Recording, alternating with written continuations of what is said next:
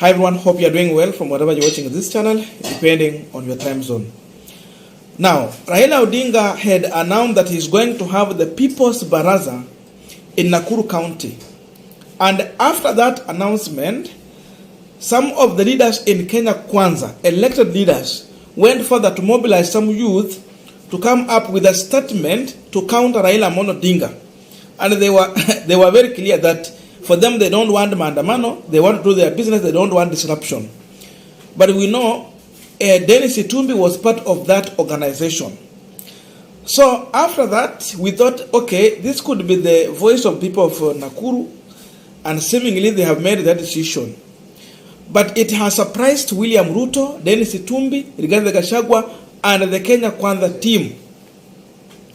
They never anticipated that Raila Odinga is going to pull a super massive crowd.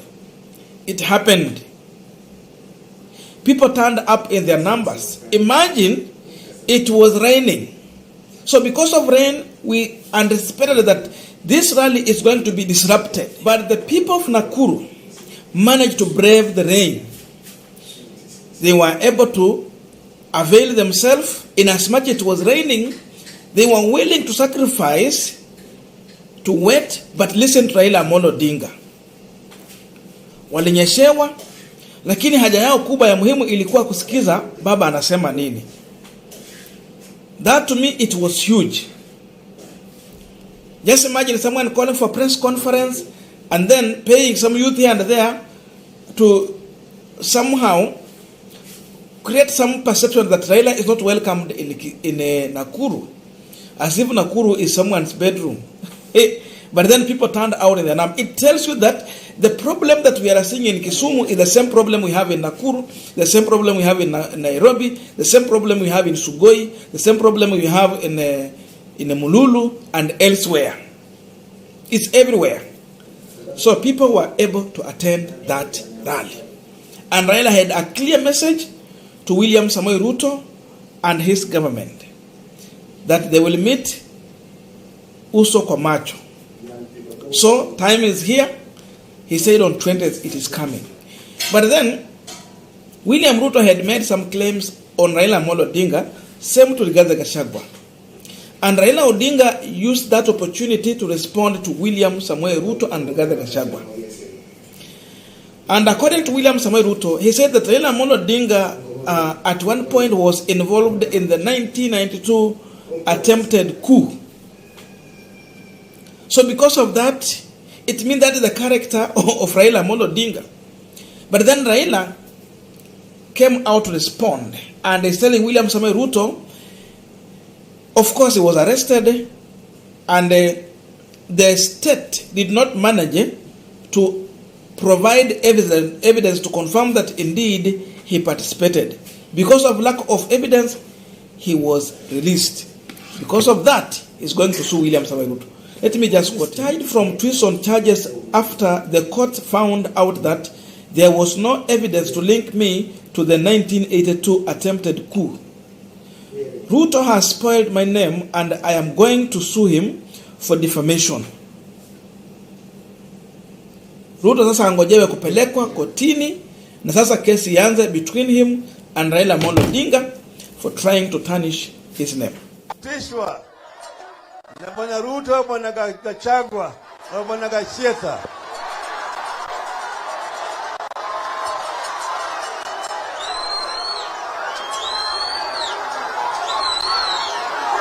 Hello, ati bwana Gachagua anasema ati Raila na baba yake wamekuwa kuwasumbua wa Kenya. Yeye alikuwa wapi? Yeye alistakiwa na wizi ya chakula ya msaada kwa watu wala Ethiopia. Yeye hastali simama mahali popote kusema yeye ni naibu wa rais wa taifa ya Kenya. Aibu kubwa. Aibu kubwa. Hivyo bwana Gacheta, mimi sirika yako.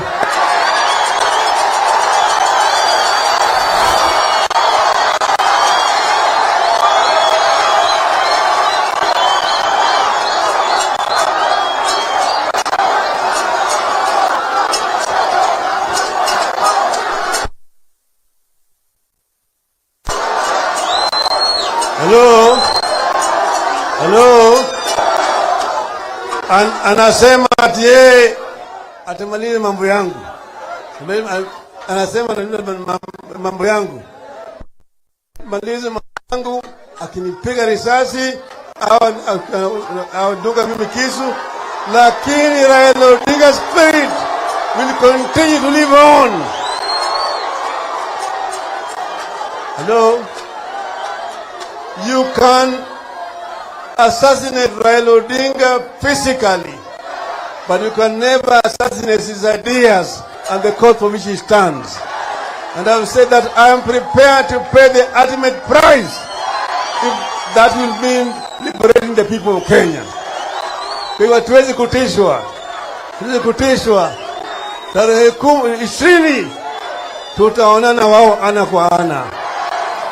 Now we are continuing with the panel discussion, but just a quick request for those who are watching and you have not yet subscribed, please consider subscribing. To our returning subscribers, I must say thank you so much. And again to all our viewers, please give this video a thumbs up. Thank you so much, and back to this discussion. Now, the truth of the matter is that Raila Amolo Odinga has put William Ruto in a corner.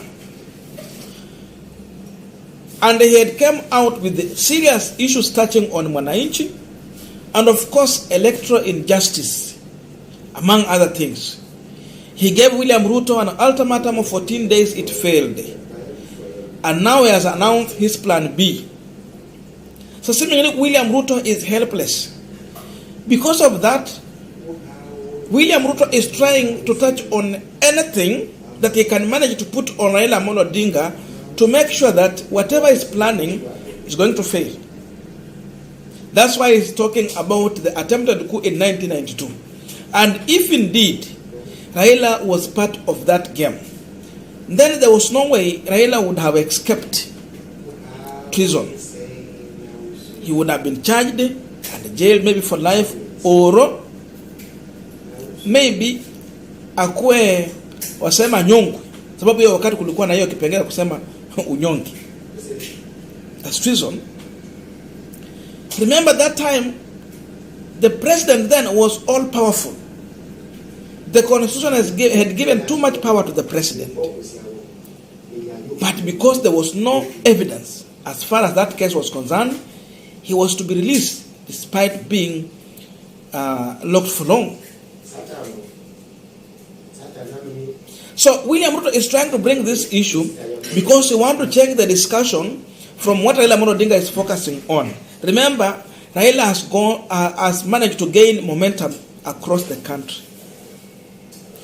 Because Raila ameweka multi-bet. It is multiple.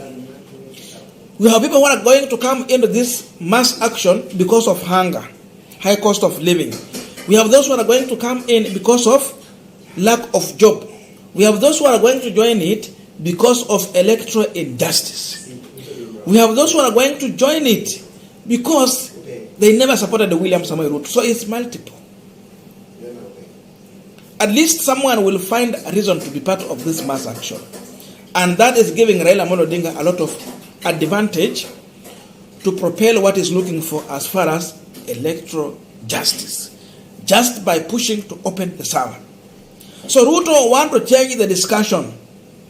Ruto want to change what people are focusing on, to take Raila Amolo Odinga as a man who is chaotic, trying to brand him as anarchist.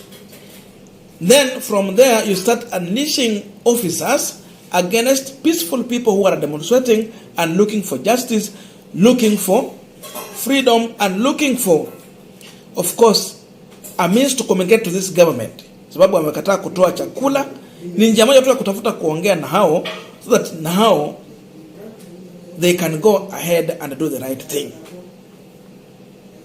So you want to divert the attention to create a perception of a man who don't want peace, a man who want to change the government using orthodox means.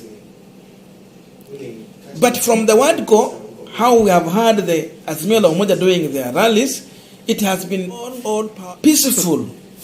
People's baraza, even all the demonstration we have had in this country, because it was in Kisumu, it was in Vihiga, it was it was in Siaya. It has been across the country. We have seen it in Nairobi. We have seen it in Mount Kenya region. It has been peaceful. People have petitioned their grievances. We have never had a destruction. But the Kenya Kwanza side are trying to brand the Azimio event as chaotic, as people who are just goons. And we know what happened some time back, because Sonko came out to tell us how the government planted goons within the, by then it was NASA, within the NASA team, then from there to disrupt the peaceful activity so that they can get a chance to use police officers to dispatch and disrupt a peaceful event. So, would it be one of the tricks that Ruto is trying to use, then plant in those goons to disrupt the peaceful event and get a chance to have his hand controlling through police officers? So Raila is going to launch a case against William Samoei Ruto. We would like to see how the lawyers are going to argue in the court on this matter. I think it is going to be so much interesting. And we wish Raila to push for this to the end, so that we can see William Ruto lawyers arguing on this case versus Raila Amolo Odinga lawyers, so that no one will stand out any other time, including this Rigathi Gachagua, who is so loose tongue, very mouth man, so that he will never come out to make such weird allegation about someone who has stood out in many instances to fight for change, liberation. And you cannot erase the name of Raila Amolo Odinga when it comes to history of Kenya. It is written in people's heart. Even if they will try to erase it, it is not going to go. It's a history that is going to stay with us. So it's better Raila Odinga to continue with what he's doing. And by the way, it has even helped him with those claims, because they thought it's going to backfire on Raila Odinga, but then it is backfiring on William Ruto. It has helped him even to explain more about what he has been through and what he has been able to achieve. So William Ruto, tunakungojea, Raila Odinga na wewe pia tunangojea peleka kesi kotini, and we see what will happen. But Nakuru was a successful story.